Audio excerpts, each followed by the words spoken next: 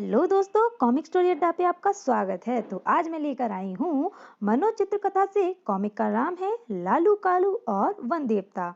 जैसा कि देख रहे हैं आप, ये है हमारी इस कॉमिक का टाइटल। और आप लोगों ने अगर अभी तक चैनल को सब्सक्राइब नहीं किया है तो प्लीज़ प्लीज़ प्लीज़ चैनल को सब्सक्राइब कर लीजिए। और आप लोग चाहें तो मुझे इंस्टाग्राम पर भी फॉलो कर सकते हैं, उसकी लिंक मैं डिस्क्रिप्शन में दे दूंगी। और अब शुरू करते हैं हम अपनी कॉमिक। हमारी कॉमिक का नाम है लालू कालू और वन देवता। चित्रांकन है वेदी, कहानी है विमल चटर्जी की। किसी समय एक गांव में दो जुड़वा एवं हमशक्ल भाई लालू कालू अपनी बूढ़ी माँ के साथ रहते थे। लालू कालू जवान हो चुके थे, लेकिन अपनी उल जुलूल व मूर्खतापूर्ण हरकतों से निठल्लेपन के कारण पूरे गांव भर में बदनाम थे। काम के नाम पर जैसे उन्हें सांप सूंघ जाया करता था। माँ भी उनकी आए दिन की बाजी हरकतों से तंग आ चुकी थी। और एक दिन, लो भाई लालू, गई गुल्ली 100 मुरब्बे के लिए। बाप रे, 100 मुरब्बे के लिए? पिद्दे पिद्दे मन मर जाऊंगा। हे भगवान, गिर लगे और पास में ही गिर जाए। कल्लू ने गुल्ली पर जो डंडा घुमाया तो गुल्ली हवा में घूमती हुई निकट से गुजरती उनकी माँ के सर पर पड़ी। हाय, मैं मर गई। माँ ने लाठी उठाई। हाय, सर फोड़ दिया, रख दिया मेरा। अरे सत्यानाशियो, ठहरो जरा, आज मैं तुम दोनों की अकल ठिकाने लगाती हूँ। बाप रे माँ, मारे गए। ये कहाँ से आ गई? अगले ही पल वह लगी दनादन उन दोनों की पिटाई करने। हाय मरा, सुनो माँ। उफ, बस भी करो माँ, जान से ही मार डालोगी क्या? हाँ, तुम दोनों को खिला खिला कर अपना व गांव वालों का सिर फुड़वाने से तो अच्छा है दोनों को मार ही डालूं। काफी देर तक पिटाई होने के बाद भी लालू कालू ने माँ का क्रोध शांत होते नहीं देखा, तो उन्होंने लपक कर माँ के पांव पकड़ लिए। हमारी अच्छी माँ, अब माफ भी कर दो हमें। हाँ माँ, देखो ना, दर्द के मारे हम दोनों के शरीर की सारी हड्डियां कीर्तन करने लगी हैं। अरे निठल्लो, मैं तुम्हारी यह नाटकबाजी बहुत अच्छी तरह जानती हूँ। छोड़ो मेरे पाँव, कमबख्तो। पकड़ो तो इस तरह रखे हैं जैसे मैंने मारना ही बंद किया तो तोड़कर ही रख दोगे। हम्म, तुम तो हमारी हर बात को गलत समझ लेती हो माँ। लो, छोड़ दिए पाँव और पकड़ लिए अपने कान। हाँ माँ, आज कान पकड़कर वादा करते हैं, फिर कभी हम गुल्ली डंडा से किसी का सर नहीं फोड़ेंगे और घर पर रहकर आराम से तुम्हारी दी हुई रोटियां तोड़ेंगे। क्या? यानी अब भी मुफ्त की रोटियां ही तोड़ोगे? भगवान उठा ले मुझे, कहाँ से तूने इन बैलों को मेरे पल्ले बांध दिया। हाय, अरे रे, तू तो रोने लगी माँ। तेरी तबीयत तो ठीक है ना माँ? कहें तो किसी हकीम वकीम को बुला लाऊं? वैसे शमशान की मट्टी भी बहुत सी बीमारियां चुटकी बजाते दूर कर देती है। कहो तो। उनकी बेकार की और बेहुदी बात सुनकर माँ का रहा सहा सब्र भी जवाब दे गया और वह अपना सर पीटती हुई चीख उठी। अरे नाच पीटो, दूर हो जाओ मेरी नजरों से। और याद रखना, यदि आज कुछ कमा धमा कर नहीं लाए तो अन्न का एक दाना तो मिलना दूर, घर के दरवाजे भी तुम लोगों के लिए नहीं खुलेंगे। अम्मा, हाय। डांट ने फटकारने के पश्चात जब माँ पैर पटकती हुई वहां से चली गई। कालू भाई, सुनी तुमने माँ की बात? यदि आज कमा धमा कर नहीं लाए तो रोटी मिलेगी और ना ही हमारे लिए घर के दरवाजे खुलेंगे। हाँ भाई, सुनी तो है, और सब कुछ सुनकर मेरी समझ में एक ही बात आई है कि अम्मा की अक्ल सटी आ गई है। भला हम और काम। huh, कहते तो तुम ठीक हो भाई, लेकिन मेरी समझ में तो अब काम धाम के बिना अम्मा के त्राहट से छुटकारा पाने का कोई दूसरा उपाय भी नहीं है। ओह, परंतु लालू भाई, मूर्खों के इस गांव में हमें भला कौन काम देगा? सभी हमसे जलते हैं और हर समय हमें कोसते रहते हैं। इसके लिए भी मैंने सोच लिया है, हम किसी और नगर में जाकर काम धंधा करेंगे। वाह, तो फिर शुभ काम में देरी कैसी? चलो इसी समय चलते हैं। कुछ ही दिनों में ढेर सारा रुपया कमाकर माँ को यह जता देंगे कि हम निठल्ले और शरारती नहीं, बल्कि उसके बुद्धिमान, शरीफ और कमाऊ पूत हैं। तुमने ठीक कहा, चलो चलते हैं। दोनों उसी समय गांव छोड़कर नगर की ओर चल पड़े और चलते चलते गांव पार कर जंगल में जा पहुंचे। देखो लालू भाई, इस जंगल के पार पूर्व और पश्चिम में दो अलग अलग नगर हैं, अतः हमें पहले यह तय कर लेना चाहिए कि हमें किस नगर से जाना है। लेकिन लालू भाई, मैं तो यह सोच रहा हूँ कि क्या हम दोनों का एक ही नगर में जाना काम के लिए ठीक रहेगा? हम्म, ठीक कहा तुमने। यदि हम दोनों साथ साथ एक ही नगर में गए तो हमारी शक्लें कोई ना कोई गड़बड़ पैदा कर देंगी। हाँ, बिल्कुल यही बात है। तब ऐसा करते हैं, हम यहीं से एक दूसरे से अलग हो जाते हैं। तुम पूर्व दिशा वाले नगर में जाओ और मैं पश्चिम की ओर जाता हूँ। रात को हम दोनों अपनी अपनी कमाई के साथ ठीक इसी स्थान पर मिलेंगे। यह बात ठीक है। तो चलो मैं चलता हूँ। और उसी समय दोनों एक दूसरे से विदा लेकर विपरीत दिशाओं में चल पड़े। कुछ देर बाद कालू जंगल पार कर पूर्वी नगर की सीमा में प्रविष्ट हो गया। उस नगर का नाम प्रतापगढ़ था। जब कालू एक खेत के निकट से गुजर रहा था तो उसे एक किसान सर पर हाथ रखा बैठा दिखाई दिया। नगर का पहला वासी मुझे किसान के रूप में दिखाई दिया। हमारे यहाँ यह शुभ माना जाता है। कालू, वाह, बन गया तेरा काम। चल कर उसी से बात करें, शायद वही तुझे कोई नौकरी दे दे। लेकिन बेचारे कालू को क्या पता था कि जिस किसान के पास वह नौकरी मांगने जा रहा है, वह स्वयं ही अपने एक बैल के मर जाने पर बहुत दुखी और चिंतित है। आह, अब कैसे जोतूं यह खेत? दूसरे बैल की जगह किसे हल में जोतूं? पास में इतने पैसे भी नहीं कि दूसरा बैल खरीद सकूं। लगता है इस बार पूरे परिवार को भुखमरी का ही सामना करना पड़ेगा। हे भगवान, तू ही कोई मदद कर। तभी खालू नौकरी की आशा लिए उसके पास आ जाता है। हुजूर, इस गरीब और बेरोजगार को आपके पास कोई काम मिलेगा? क्या कहा? काम?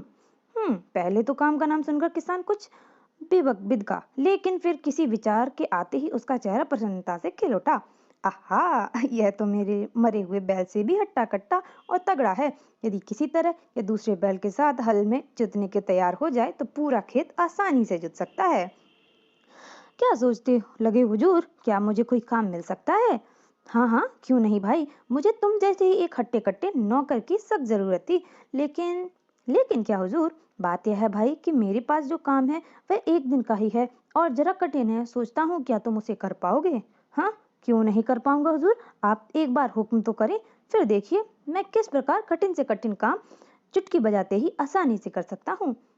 तब ठीक है, तुम अभी से शुरू हो जाओ। यदि तुमने मेरा काम पूरा कर दिया तो तुम्हें पूरे 20 रुपए दूंगा, परंतु इसके साथ एक शर्त भी है। यह यदि काम पूरा नहीं हुआ या तुमने बीच में ही इनकार कर दिया तो एक घेला भी मजदूरी नहीं दूंगा। मुझे आपकी हर शर्त मंजूर है। हुजूर, आप काम बताइए। तब किसान ने उसे खेत जोतने का काम बता दिया। मूर्ख कालू तुरंत मरे हुए बैल की जगह जुतकर खेत जोतने में जुट गया।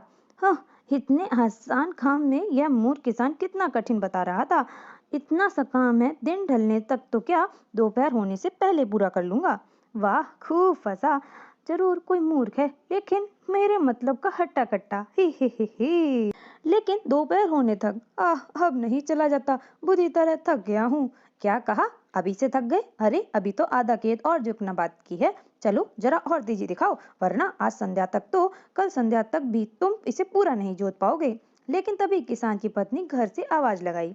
अजी सुनते हो, खाना तैयार है, आकर खा लो। अच्छा भगवान, अभी आता हूँ। चलो कालू भाई, तुम भी खाना खा लो। खाना खाकर फिर दूनी लगन से काम पर जुट जाना। तुम भी इधर चलो, मैं इसके लिए भी भोजन का प्रबंध करके आता हूँ, ताकि यह भी खा पी कर तब तक स्वस्थ हो जाए, जैसा हुजूर की आज्ञा। जब कालू किसान के घर की ओर बढ़ गया तो किसान बैल को हल से खोलने उसे एक तरफ बनी पशुशाला की ओर हाँकता हुआ चल दिया। चल मेरे राजा बेटे, अब तू भी चलकर चटपट भोजन कर ले। फिर तुझे अपने उस नए जोड़ीदार कालू के साथ मिलकर बाकी का काम धंधा पूरा करना है। खूब भेजा भगवान ने तेरे इस नए साथी को।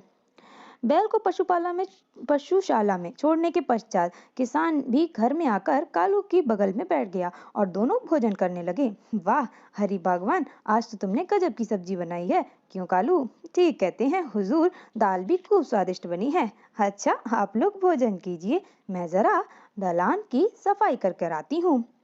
लेकिन बेचारे कालू को क्या मालूम था कि जिस दाल को वह चटकारे लेकर खा रहा है उसमें भांग मिली हुई है। शीघ्र ही उसे एक के तीन तीन दिखाई देने लगे। आए, तीन तीन हुजूर? कालू के सर को झटकते हुए आंखें मिचमिचाई तो खोपड़ी कुछ काबू में आई। हाँ, अब ठीक है। लगता है आज ज्यादा मेहनत करने से दिमाग कुछ कुर्द हो गया है। खैर, जब काम पूरा होने पर 20 रुपए मिलेंगे तो फिर तरोताजा हो जाएगा। वाह क्या दाल है। भोजन करने के पश्चात, सुनो कालू भाई, अब तुम बैल को पशुशाला से लेकर हल में जोतो, तब तक मैं जरा एक झपकी लेकर अभी तुम्हारे पास पहुंचता हूँ। ठीक है मालिक। कालू जाने के लिए पलटा। अरे हाँ सुनो, पशुशाला में एक कट्टा भी होगा, जरा उसे सावधान रहना, बहुत शैतान है। वह अजनबी को देखते ही उस पर हमला कर बैठता है। ओह, आप फिक्र ना करें हुजूर, उसका पाला आज कालू से पड़ने वाला है। मुझसे वह शैतानी करने की हिम्मत नहीं करेगा। फिर भी बचाव के लिए बाहर रखा मोटा सोटा साथ में ले जाना। वह भी ले लिया हुजूर, अब देखूंगा उसको वह कितना शैतान है। कालू डंडा लेकर जब पशुशाला में पहुंचा तो किसान की पत्नी बैल को बचा कुचा भूसा उसके सामने रखे बर्तन से निकालकर एक बोरे में भर रही थी। कुछ कुछ भूसा उसके चेहरे व कपड़ों पर लग गया था, जिससे वह खुद भी कोई जानवर प्रतीत हो रही थी। भांग की तरंग में कालू को किसान की पत्नी कोई कट्टा ही दिखाई दी, जबकि किसान की पत्नी उस कट्टे को बाहर खूंटे से बांधकर आई थी। तो यही है वह शैतान कट्टा। मुझे सावधानी से काम लेना चाहिए। अच्छा होगा कि इसे बगैर उलझे बैल को निकाल ले जाऊं। कालू दबे पांव बैल की ओर बढ़ा, तभी अचानक निकट ही किसी की मौजूदगी का आभास पाकर किसान की पत्नी चौकी और भांग की तरंग में कालू को ऐसा ही लगा मानो उछलकर कट्टे ने उस पर आक्रमण किया हो। कौन है? अरे अरे शैतान कट्टे, ठहर, मुझे धौंस दिखाता है। मुझे कट्टा कहते हो? तुम्हारा दिमाग तो ठीक है ना? मेरा दिमाग तो ठीक है शैतान, लेकिन तेरा दिमाग जरूर ठिकाने लगाने की जरूरत है। और भांग की तरंग में कालू किसान की पत्नी पर ताबड़तोड़ सोट्टा बरसाने लगा। आई, मर गई, हाय मार डाला, बचाओ। बेचारी किसान की पत्नी समझ में कुछ भी नहीं आया और वह जान बचाने के लिए चीखती चिल्लाती इधर उधर भागने लगी, जबकि कालू उसे अब भी कट्टा ही समझा हुआ था। लेकिन उसे बचाता कौन? किसान तो भांग की तरंग में गहरी नींद में सोया हुआ था। कुछ देर भागदौड़ के पश्चात कालू ने किसान की पत्नी को पकड़ जबरदस्ती कट्टे के खूंटे से बांध दिया। हाय, कहाँ मर गए तुम मुझे इस पागले से बचाओ। जब जी चाहे जितना उछल कूद करो और चीखो चिल्लाओ शैतान कट्टे, लेकिन कालू के बांधे गए बंधन से अब तुम आजाद नहीं हो पाओगे। हा हा हा, अब मैं चला बैल को लेकर खेत में। फिर कालू बैल को लेकर खेत में जा पहुंचा और उसे हल में जोत कर किसान के आने का इंतजार करने लगा। किसान अभी तक नहीं आया, क्यों न मैं कुछ देर उस पेड़ के नीचे आराम करूं। उस कमबख्त कट्टे ने भी आज खूब भाग दौड़ कराई है। और वह बैल को हल के साथ वहीं छोड़ दिया और ठंडी छांव में खराटे भरने लगा। उधर भांग की तरंग में सोए पड़े किसान की अचानक नींद टूट गई। अरे, ये भरी दोपहर में कौन कमबख्त रो रहा है? अभी खबर लेता हूँ। और आवाज की दिशा में चलते चलते जब किसान अपनी पशुशाला में पहुंचा, अरे हरि भगवान, यह तुम हो? किसने तुम्हारी यह हालत की? और बेचारी रोई जा रही है। फिर किसान की पत्नी ने रोते रोते उसे सारा किस्सा कह सुनाया। ओह, उस पाजी की इतनी हिम्मत कि तुम्हें न केवल कट्टा कहे, बल्कि तुम्हें कट्टे की तरह बांध भी छोड़े। तुम चिंता न करो भगवान, मैं अभी चलकर उसकी खबर लेता हूँ। जब पत्नी के साथ लेकर वह खेत में पहुंचा, अरे खेत तो वैसा का वैसा ही पड़ा है, लेकिन वह कमबख्त कहाँ गया?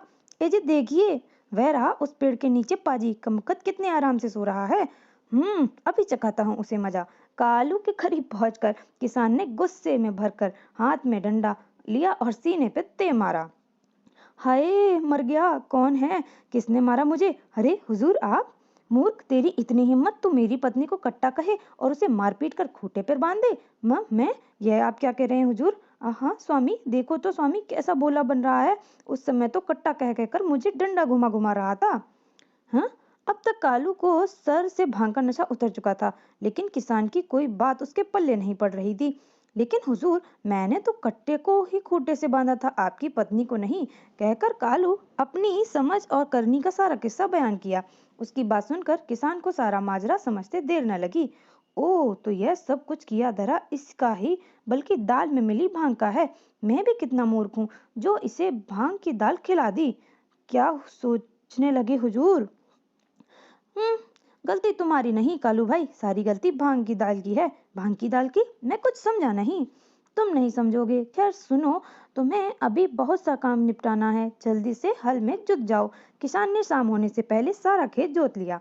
खेत की अच्छी तरह जुताई करने के बाद, यह लो, इस पोटली में बीज है, इन्हें तुम्हें जुते हुए खेत में बोना है। ठीक है हुजूर, यह काम तो मैं चुटकियों में कर दूंगा। किसान के वहां से जाने के पश्चात कालू ने पोटली में रखे बीजों को देखा और फिर सोचने लगा, इतने बड़े खेत में इतने जरा से बीज को बोने कहाँ की अक्लमंदी है। ये थोड़ी सी जगह पर बोए जा सकते हैं। और अपनी समझ के अनुसार उसने थोड़ी सी जमीन खोद कर सारे बीज वहीं डाल दिए। हुजूर को जब मैं बताऊंगा कि मैंने कितनी अक्लमंदी का काम किया तो प्रसन्न होकर मुझे अवश्य इनाम देंगे। लेकिन बाकी की खाली जमीन देखकर वह सोच में पड़ गया। इस थोड़ी सी जगह पर तो बीज उगेंगे ही, लेकिन बाकी जगह भी कुछ ना कुछ अवश्य उगना चाहिए, वरना बाकी खेत अच्छा नहीं दिखेगा। लेकिन बाकी जमीन पर उगाऊं क्या? तभी उसकी दृष्टि बगल वाले किसान की जमीन पर पड़ी, जिसमें तरह तरह के फूल के पौधे लगे थे। आहा, आ गया समझ में, अब बाकी का खेत खाली नहीं रहेगा। उस पड़ोस की फुलवारी से अधिक सुंदर और लाजवाब दिखेंगे। और वह झट से दूसरे किसान मुंडेर लांग कर उसकी फुलवारी में पहुंच गया और पौधों को खींच खींच कर उखाड़ने लगा। संयोग से उस फुलवारी का मालिक उस समय कहीं गया हुआ था। यहाँ तो बहुत से फूलों के पौधे लगे हैं, थोड़े बहुत मेरे मालिक के खेत में लग जाएंगे तो किसी का क्या बिगड़ जाएगा। शीघ्र ही उसने फूलों के बहुत से पेड़ तोड़कर उस फुलवारी का सत्यानाश कर दिया।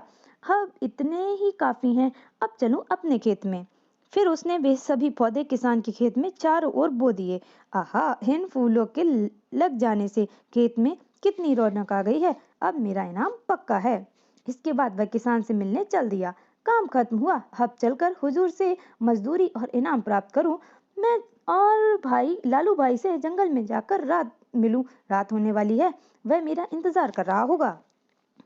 किसान के घर पहुंचकर, हुजूर मैंने सारा काम अच्छी तरह से निपटा दिया, अब मजदूरी के साथ साथ इनाम देकर मुझे विदा कीजिए, संध्या बीत चुकी है। क्या कहा, सारा काम निपटा दिया? चलो मैं भी तो देखूं।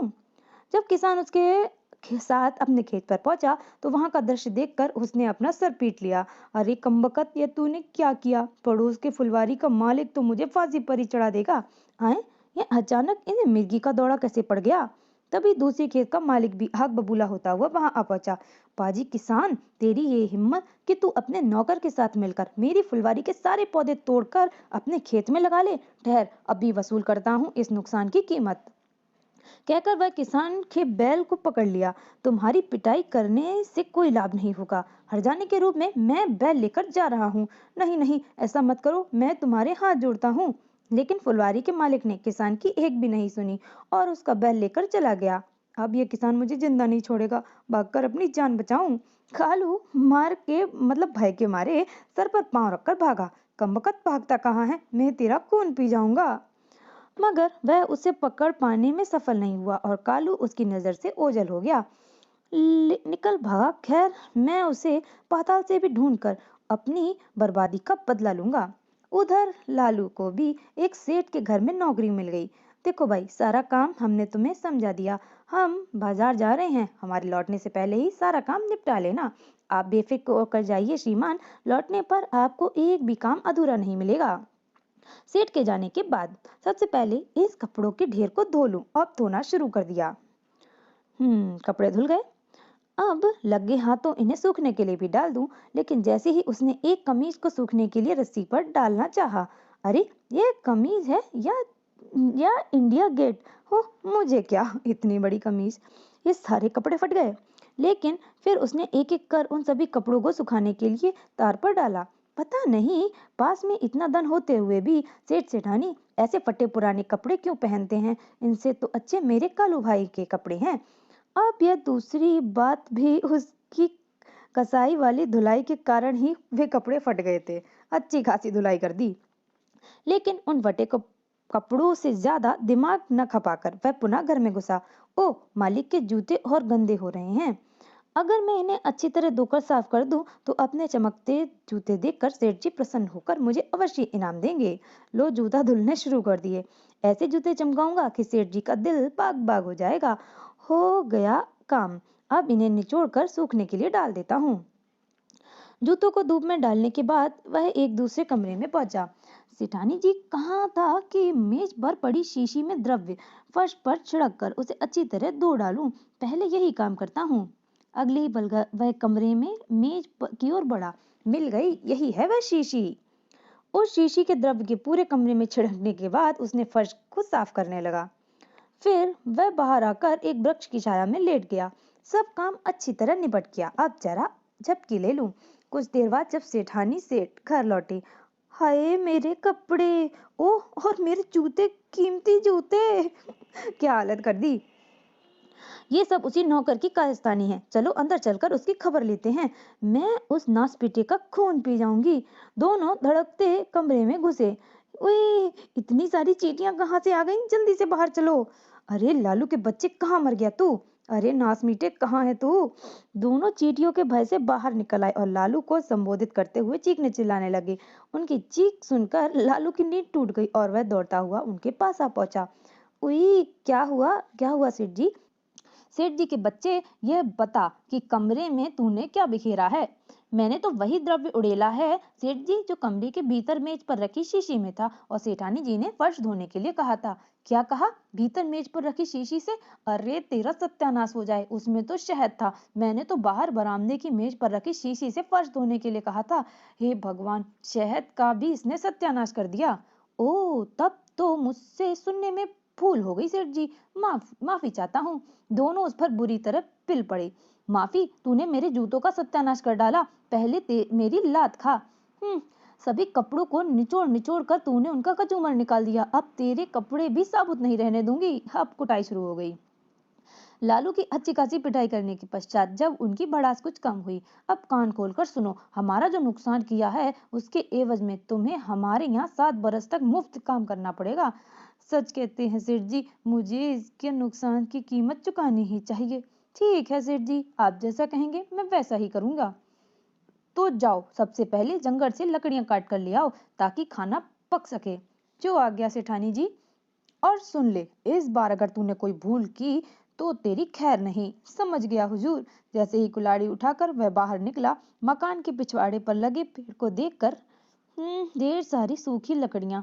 लकड़ियां तो मिल ही जाएंगी, फिर जंगल में इतनी दूर जाने की क्या जरूरत है? जल्दी से लकड़ी ले जाकर दूंगा, मालकिन का सारा क्रोध शांत हो जाएगा। और अगले ही पल शीघ्र, लो भाई, काटना शुरू कर दिया। और शीघ्र ही वह वाह, मार लिया आधा मोर्चा। अब इस पेड़ की लकड़ियां बड़ी आसानी से काट सकूंगा। और वह पेड़ कटा और जाकर उन्हीं के मकान पर जा गिरा।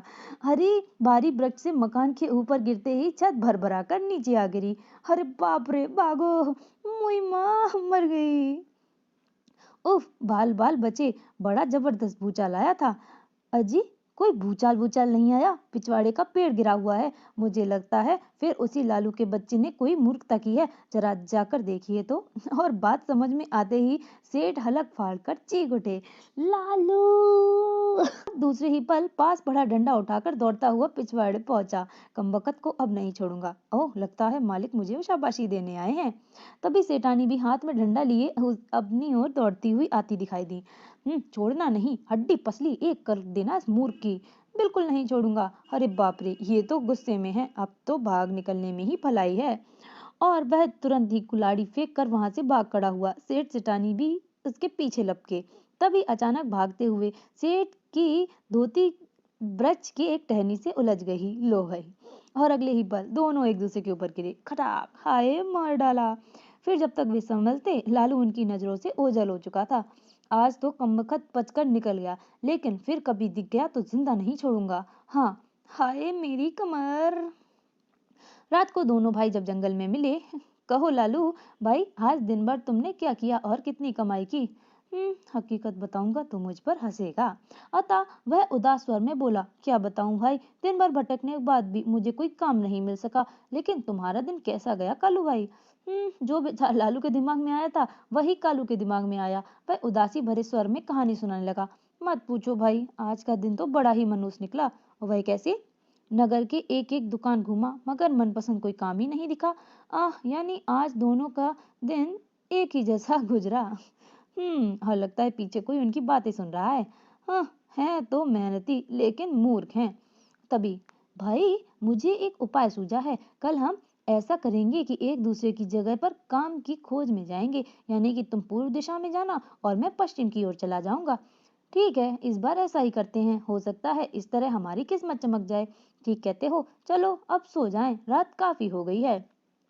यह मैंने अच्छा किया, वरना कहीं अगर लालू मुझे फिर से पूरब की ओर भेज देता तो। यह कालू ने ठीक किया, वरना कहीं अगर मुझे फिर से पश्चिम की ओर भेज देता तो सेठ सेठानी मेरा सिर तोड़ डालते। और अगले दिन भोर होते ही दोनों रात तय की हुई दिशाओं में चल दिए। संयोग से कालू उसी सेठ सेठानी के टूटे हुए घर के करीब जा पहुंचा, जहां लालू अपनी मूर्खता का कमाल दिखा चुका था। शायद यहाँ कोई काम मिल जाए। हुजूर, क्या मुझे कोई काम मिलेगा? तुम? आ गया पाजी, पकड़ लीजिए इसे। अच्छा, शक्लें तो एक जैसी ही हैं। और अगले ही पल वे कालू को लालू समझकर उस पर पिल पड़े। आज नहीं छोड़ूंगा, उफ, बचाओ, सर तोड़ दूंगी तेरा। बेचारा कालू बुरी तरह पिटने के बाद रोता हुआ जंगल की ओर चल पड़ा। बू, यह काम मांगने पर किसी को ऐसी दुर्गति की जाती है, पता होता तो कभी इधर ना आता। उधर किसान अब भी कालू को ढूंढ रहा था। कहीं दिख भर जाए तो हड्डी पसली न एक कर दी कमबख्त की। तभी उसे सामने से लालू आता दिखा दिया। अरे वह रहा, अभी उसकी खबर लेता हूँ। जब लालू की दृष्टि सामने से दौड़कर आते किसान पर पड़ी, शायद उसे किसी नौकर की तलाश है। वारी किस्मत, नगर में घुसते ही पहले ही काम बेच दिया।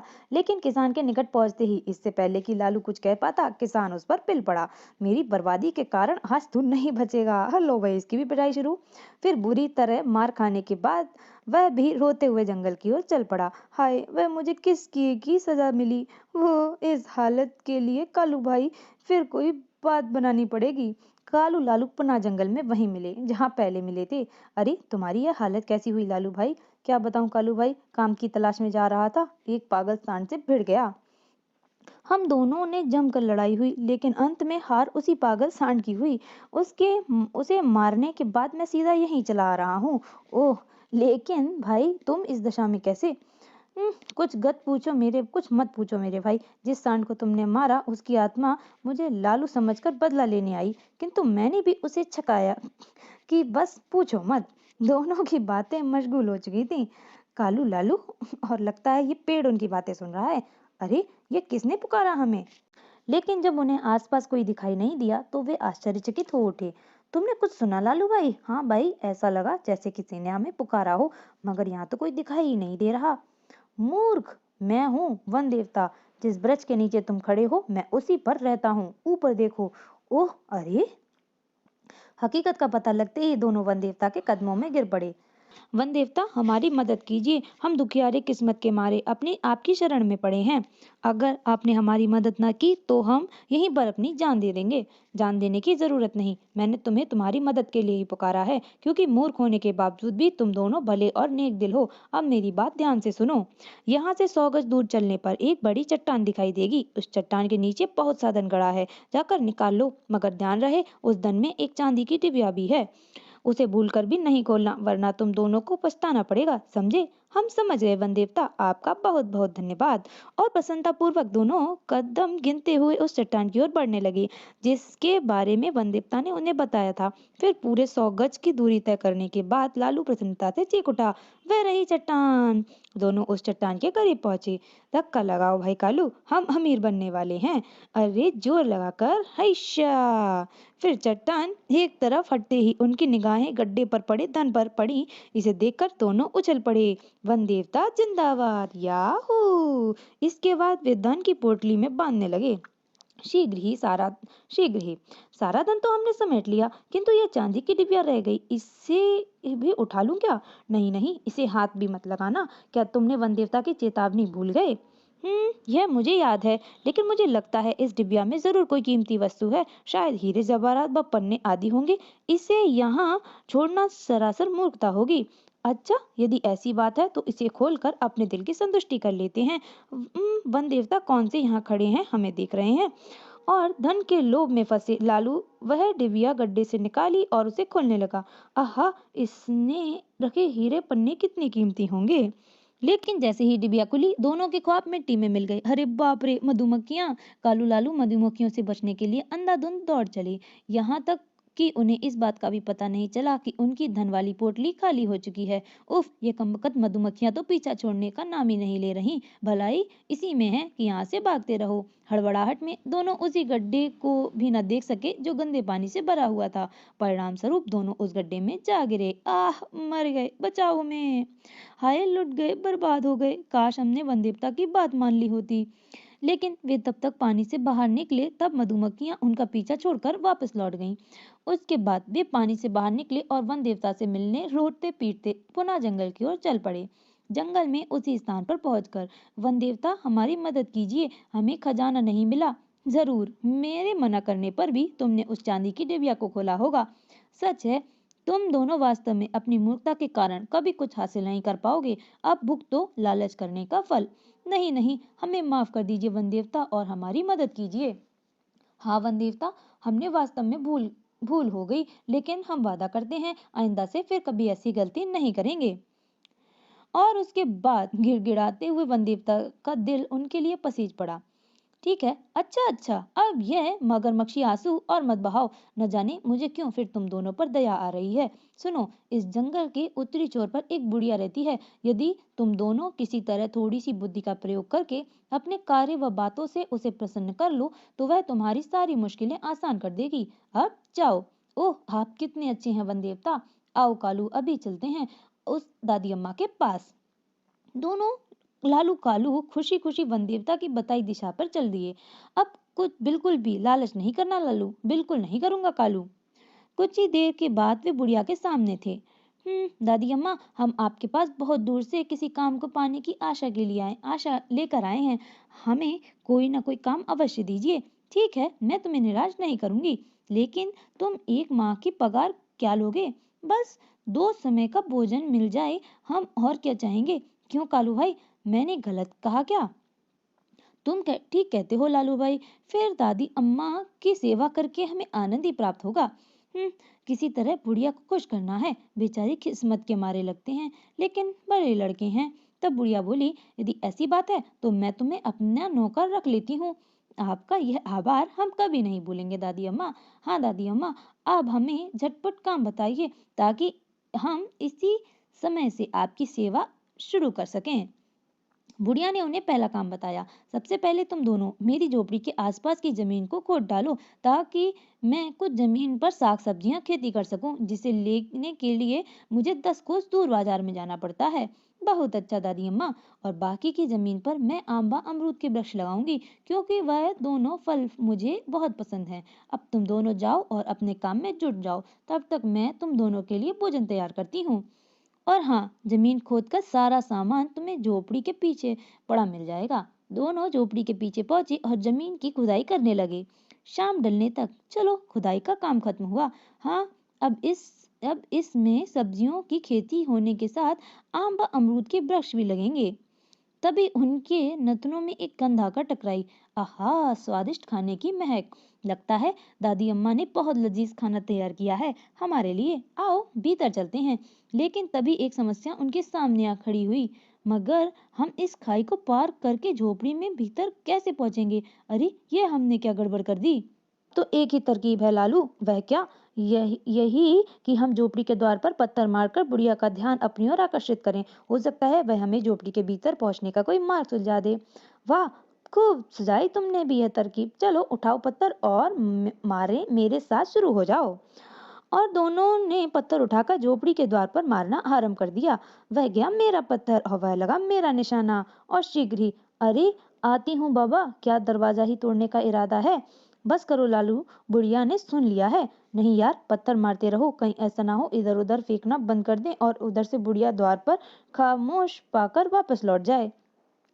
और ठीक उसी समय बुढ़िया ने दरवाजा खोला और सनसनाता हुआ एक पत्थर आकर उनकी नाक पर पड़ा। हाय, मार डाला। यह देखते दोनों बुरी तरह बौखला उठे। अरे बाप रे, अब क्या होगा? हाय, सारी योजना चौपट हो गई। तभी बुढ़िया गुस्से में चीखती हुई बाहर निकली, मगर आगे खुद ही खाई न देख पाई और उसी में गिर गई। अरे, गई बुढ़िया काम से। हाय, हमारी अब मदद कौन करेगा?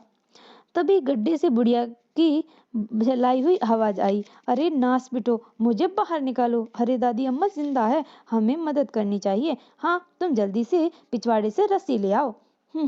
रस्सी की मदद से कालू लालू ने बुढ़िया को बाहर निकाला। मगर कमबख्तो, मुझ बुढ़िया को ऐसे मजाक करते हो? ठहरो, अभी तुम्हें सबक सिखाता हूँ। जान बची तो भागो लल्लू। बुढ़िया ने किसी तरह पीछा छुड़वाते हुए तीसरी बार वन देवता के निवास की ओर चल पड़े। किसी तरह जान तो बच गई। हाँ लालू भाई, लेकिन अब यह पूरी तरह सिद्ध हो गया कि हम दोनों वास्तव में निरे बुद्धू हैं और जीवन में कुछ नहीं कर सकते। पता नहीं अब वन देवता भी हमारी मदद करेंगे या नहीं। ठीक कहते हो भाई। एक बात समझ में नहीं आई, बुढ़िया ने तो कहा था कि वह आम और अमरूद के वृक्ष लगाना चाहती है। हमने उसी हिसाब से जमीन खोदी तो थी, लेकिन भाई शायद जरूरत से ज्यादा जमीन खोद गए हम, तभी तो बुढ़िया के साथ साथ हमारी किस्मत भी लुढ़क गई। अब भाई कुछ देर बाद पुनः उस वृक्ष के नीचे पहुंचने पर, जिस पर वन देवता रहते थे, उन्होंने उन्हें सारी आप बीती कह सुनाई और सब कुछ सुनकर वन देवता बोले, मुझे पहले ही इस बात की आशंका थी। बेशक तुम दोनों ने जानबूझकर कभी किसी को कोई नुकसान नहीं पहुंचाया और मेहनत मजदूरी करके जीने की कोशिश की, पर तुम्हारी मूर्खता के कारण अब तक तुम दोनों की सारी मेहनत पर पानी फिरता रहा है। लेकिन तुम दोनों मूर्ख होने के बावजूद भी नेक नियत और मेहनती हो, इसीलिए मैं तुम दोनों को पसंद करता हूँ। अतः इस बार फिर मैं तुम्हारी मदद अवश्य करूंगा, वरना तुम्हें यह दुनिया जीने नहीं देगी। सुनो, मेरी जड़ को 6 फुट गहरी खोदना, पर तुम्हें एक बड़ा संदूक मिलेगा। इस उसमें इतना धन होगा कि तुम दोनों का जीवन आराम से गुजर जाएगा। अब उस संदूक को निकालकर वापस घर लौट जाओ। तुम्हारी माँ घर पर बेचैनी से तुम्हारी राह देख रही है। कहने के साथ ही वृक्ष से वन देवता का चेहरा अदृश्य हो गया। लालू कालू मन ही मन वन देवता को प्रणाम कर वृक्ष की खुदाई करने में जुट गए और शीघ्र ही, आहा, मिल गया संदूक। चलो अब जल्दी से इसे बाहर निकालो और घर लौट चलो। रात होने से पहले कहीं मार्ग में चोर डाकू मिल गए तो वन देवता भी हमारी मदद नहीं कर पाएंगे। दोनों ने गड्ढे से संदूक निकाला, खोदकर स्वर्ण मुद्राओं को देखते प्रसन्नता से खिल उठे। आहा, वन देवता का उपकार हम कभी नहीं भुला पाएंगे। अब देर ना करो लालू भाई, संदूक उठाओ और घर चलो। पता नहीं माँ हमारे बगैर किस दशा में होगी। लालू कालू संदूक को लेकर जब अपने घर पहुंचा तो उन्हें देखते ही बूढ़ी माँ रोती हुई उनसे लिपट गई। तुम दोनों कहाँ चले गए थे मेरे बच्चों? देखो मेरा रो रो कर क्या हाल हो गया है। क्या तुम दोनों को मेरी जरा सी भी सुध ना आई? लेकिन माँ, तुम्ही ने तो हमें काम धाम के लिए कहा था। हाँ माँ, हमने तुम्हारी आज्ञा का पालन किया है। देखो हम तुम्हारे लिए कितना सारा धन लाए हैं। अब जिंदगी भर तुम्हें कुछ भी करने की जरूरत नहीं। अरे भाड़ में गया धन, वह तो मैं वैसे ही गुस्से में कहा था। मेरी असली धन तो तुम दोनों मेरे अच्छे बेटे हो। धन के साथ साथ लालू कालू को जैसे बुद्धि भी मिल गई थी। उन्होंने निठल्ले बैठने की बजाय कोई व्यापार आरंभ किया और शीघ्र ही उनकी चातुर्य से वह व्यापार दिन दुगना रात चौगुना फलता चला गया और कुछ ही समय में वे गांव के सबसे बड़े धनवान बन गए। झोपड़ी की जगह उन्हें शानदार मकान खड़ा कर लिया। गांव भर में उनकी इज्जत होने लगी और एक दिन उनकी माँ ने बड़ी धूमधाम से उनका विवाह भी कर दिया और इस तरह अपनी अपनी बुद्धिमान पत्नियों और माँ के साथ लालू कालू बाकी की जिंदगी आराम से व्यतीत करने लगी। और यहाँ हुई लालू कालू और वन देवता की ये कॉमिक खत्म। फिलहाल ये कॉमिक बहुत बड़ी हो गई है और मैं अब ज्यादा बात नहीं करूंगी क्योंकि वैसे भी कॉमिक काफी बड़ी हो गई है। लेकिन आप लोग जरूर बताइएगा कि ये कॉमिक कैसी लगी। मुझको ये कॉमिक बहुत ज्यादा पसंद आई। मैं पूरी कॉमिक वास्तव में पहले नहीं पढ़ी होती है। मैं हर कॉमिक को पहली बार ही पढ़ रही होती हूँ क्योंकि एक बार पढ़ने के बाद दोबारा पढ़ने में वो मजा नहीं आता है। तो चलिए अब आप लोगों को बताना है कि आपको ये कॉमिक कैसी लगी और जाने से पहले चैनल को सब्सक्राइब करना बिल्कुल भी ना भूलिएगा। और अगर आप लोगों को मुझसे कोई क्वेश्चन पूछने हैं या आपने कुछ सजेशन देने हैं तो उसके लिए आप मुझे इंस्टाग्राम पर किसी भी जो मैं पोस्ट करती हूँ उस पर मैसेज या कमेंट करके आप अपनी बात पूछ सकते हैं। यहाँ पर मैं हर चीज़ का रिप्लाई नहीं दे पाती हूँ। तो अब मैं चलती हूँ और मैं मिलती हूँ नेक्स्ट कॉमिक के साथ। लेकिन तब तक के लिए आप लोग एंजॉय कीजिए और चैनल को सब्सक्राइब करना बिल्कुल भी ना भूलिएगा। Thank you.